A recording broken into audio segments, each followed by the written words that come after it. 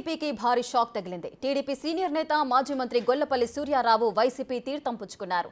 CM camp కార్యాలయంలో ముఖ్యమంత్రి జగన్ సమక్షంలో గొల్లపల్లి సూర్యారావు వైసీపీలో చేరారు.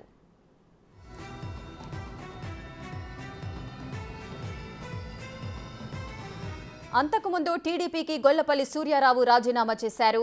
రాజీనామా లేఖను చంద్రబాబుకు పంపారు. తన పేరు మొదటి జాబితాలో లేకపోవడంపై తీవ్ర అసంతృప్తి వెళ్లగక్కారు. చంద్రబాబు తనను బయటకు గెంటేశారన్నారు గొల్లపల్లి సూర్యారావు. టీడీపీలో తనకు ఘోరమైన అవమానం జరిగిందని ఆవేదన వ్యక్తం చేశారు.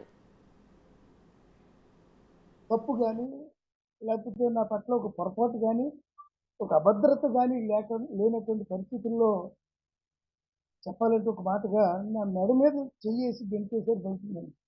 ఇలాంటి ఇది భరించలేనటువంటి అవమానకరమైనటువంటి పరిస్థితులు తెలుసుకున్నటువంటి ప్రజాస్వామ్యంలో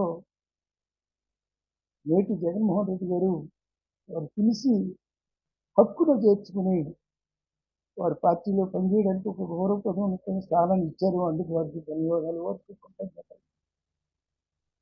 మరి ఈనాడు నన్ను మెడ మీద చెయ్యేసి గెంటేసినటువంటి చంద్రబాబు నాయుడు గారి యొక్క నైజం ఈ రాష్ట్ర ప్రజలందరికీ తెలుసు.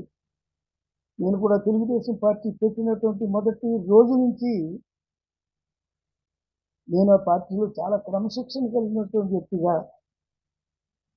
రాజకీయాల అనుభవం లేకపోయినా రాజకీయ కుటుంబాల్లోంచి రాజకీయ వారసత్వాలు లేనటువంటి వ్యక్తిగా నేను ఉన్నప్పటికీ అనేక రాజకీయాలు, విలువలు, నైతికత, విశ్వసనీయత ఇవన్నీ తెలుసుకుని సుమారు ఈ ప్రజా జీవితంలో 43 సంవత్సరాలు నేను జీవితం పదవి ఉన్నా లేకపోయినా, గెలిచినా గెలవకపోయినా ఒక లైవ్ పొలిటీషియన్ లాగా నేను ఈ సమాజంలో బ్రతుకుతూ ఉన్నాను.